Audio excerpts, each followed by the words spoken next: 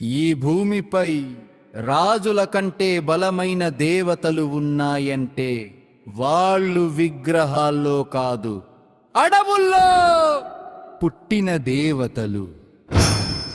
లక్షల మంది భక్తులు, కోట్ల నమ్మకాలు, వేల సంవత్సరాల చరిత్ర కలిగిన ప్రపంచ ప్రసిద్ధ గిరిజన జాతర సమ్మక్క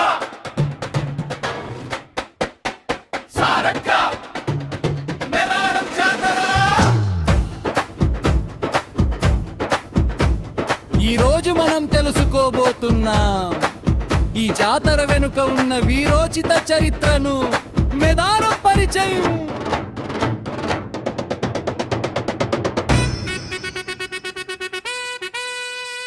ఈ తెలంగాణ రాష్ట్రం ములుగు జిల్లా తాడ్వాయి మండలంలో అడవుల మధ్య వెలసిన పవిత్ర స్థలం మేడారం. ఇక్కడ ప్రతి 2 సంవత్సరాలకు ఒకసారి మాఘ శుద్ధ పౌర్ణమి వేళ సమ్మక్క సారక్క జాతర జరుగుతుంది.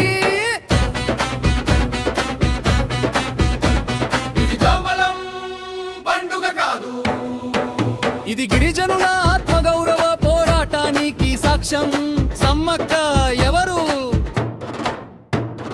సమ్మక్క కోయ గిరిజన తెగకు చెందిన ఒక సాధారణ మహిళ కాదు. ఆమె ఒక యోధురాలు, అడవుల్ని తల్లిలా ప్రేమించిన వనదేవత. ఆమె భర్త పగిడిద్ద రాజు, మేడారం ప్రాంతాన్ని పాలించిన గిరిజన రాజు. సారక్క సమ్మక్క కుమార్తె, తల్లితో పాటు యుద్ధానికి సిద్ధమైన వీరబాలిక కాకతీయుల కాలం మన జీవేత. ఆ కాలంలో కాకతీయ రాజులు గిరిజనులపై అధిక పన్నులు విధించారు. బియ్యం, పశువులు, అడవుల సంపద అన్ని రాజులకు ఇవ్వాలని ఆజ్ఞ. దీనికి ఎదురు నిలిచింది సమ్మక్క. అడవులు మా తల్లి, మా శ్రమను మేమే కాపాడుకుంటాం అని గర్జించింది. వీరోచిత యుద్ధం. సమ్మక్క నాయకత్వంలో గిరిజన సైన్యం యుద్ధానికి దిగింది. ఆమెతో పాటు కుమార్తె సారక్క కూడా కత్తి పట్టింది.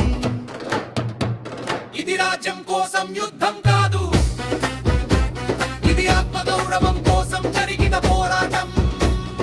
చివరకు యుద్ధ భూమిలో అనేక మంది వీరులు వీరమరణం పొందారు.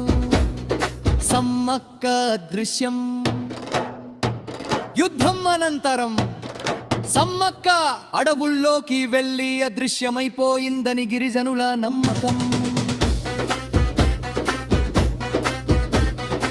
ఆమె రక్తం పడిన చోట చెట్టు మొలిచిందని ఇప్పటికీ కథలు చెబుతాయి. అందుకే సమ్మక్కను విగ్రహంగా కాదు, వనదేవతగా పూజిస్తారు. జాతర ఆచారాలు. ఈ జాతరలో విగ్రహాలు ఉండవు. ఈ చెట్టు బెరడే దేవత, బెల్లం ప్రధాన ప్రసాదం, గాజులు సారే సమర్పణ. కులమత భేదం లేదు.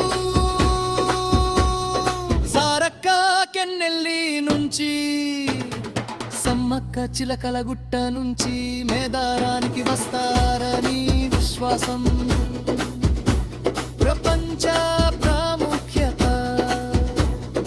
ఈ జాతరకు కోట్ల మంది భక్తులు వస్తారు. ఆసియాలోనే అతి పెద్ద గిరిజన జాతర. ప్రపంచవ్యాప్తంగా గుర్తింపు తెలంగాణ గిరిజన సంస్కృతికి ప్రతీక. ఇది దేవాలయం కాదు, ఇవి రోజీ నంపా సిద్ధికా మహిరువు. సమ్మక్క సారక్క దేవలం దేవకరు కాదు, కాయలు. జీవేత పోయిరు నిలిచిన గిరిజన స్వాభిమానానికి ప్రతీకలు. అడవుల్లో పుట్టుదై దేవతలు. ఏ భూమి రున్న ప్రకారం మన